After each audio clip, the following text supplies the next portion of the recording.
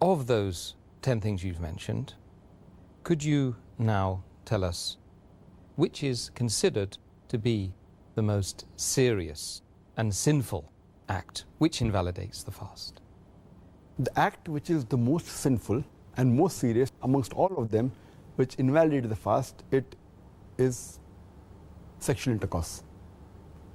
That when you have sexual intercourse and when the two private parts meet, then your fast is invalidated, whether ejaculation takes place or not. And you have to repent for that. You have to complete the fast for that day and you have to make it up later, and you have to pay a penalty, that's kafara.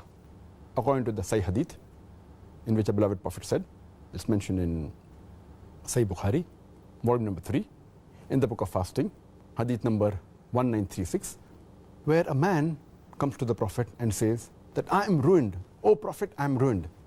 The Prophet says, what is the matter? The man says, I had sex with my wife while I was fasting.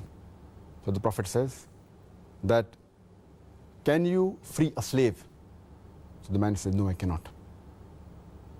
Then the Prophet asks, can you fast consecutively for 2 months? Can you fast continuously for 60 days? The man says, no, I cannot. Then the Prophet says that, can you feed 60 poor people? And the man says no, and the hadith continues. In short, we come to know from this hadith that if any person does a sexual intercourse, it is one of the major sins. It is the most serious and sinful amongst all the things that break the fast. The person who does this sin, he should immediately repent to Allah subhanahu wa ta'ala and ask for forgiveness. He should complete his fast for that day and make up for that fast later on after Ramadan. And he has to pay a penalty. And the penalty we come to know from the hadith is that he either frees a slave if he can, if he does not have the money to free the slave, or he cannot find a slave to free, then he should fast for 2 consecutive months. Fast for 60 days. If he cannot do that also, then he should at least feed 60 poor people. And these are the 3 options that have been given for a person to pay as a penalty, as a kafara. But if a person can do the first thing, he should not jump to the second or the third. The first is freeing a slave. If he cannot do that, if he doesn't have the money or cannot find a slave, then he can go to the next option, that is fasting consecutively for 60 days. If he cannot do that, if he is unable to do that, continuously fasting for 60 days, if he fasts for a few days and then one day he doesn't fast, he should start again. He should fast consecutively for 60 days. If he doesn't have the capacity to do that, then what he can do is he can feed 60 poor people. And each poor person should be fed with approximately half sa.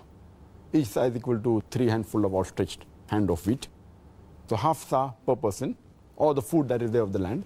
So 60 poor people you should feed. This is the kafara, the penalty for a person who breaks a fast by having a sexual intercourse. The amount of food, just to clarify that, for my own benefit, if you like, do you think that that's equivalent to about a day's food, approximately? Yes, in short, it should be a day's food that's normal in that land. It may change in America, it may change in UK, it may change in India. But at that time, it was like Manadi says that one man requires half sa of meat. And each sa of meat is outstretched. 2 hands is outstretched. And the amount of wheat that comes in, that's equal to sa. So half of 3. The other hadith says that 1 mud of meat, that is equal to 1 outstretched hand of wheat. The other hadith says that equivalent to fill a poor man's appetite, his stomach. So in short, you should feed a poor person, 60 poor people you should feed, approximately what is the food of that land that you should feed him.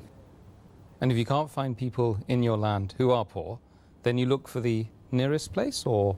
Yes, anyway. And that's difficult in today's world that you cannot find 60 people to feed. I don't know any place in the world where you cannot find 60 people to feed. It may not be a locality, but if you just go to the next locality in your city, surely, in your country, surely you can find. I wish to Allah subhanahu wa ta'ala may that time come. Ameen, ameen. Which will come, inshallah. Inshallah, inshallah.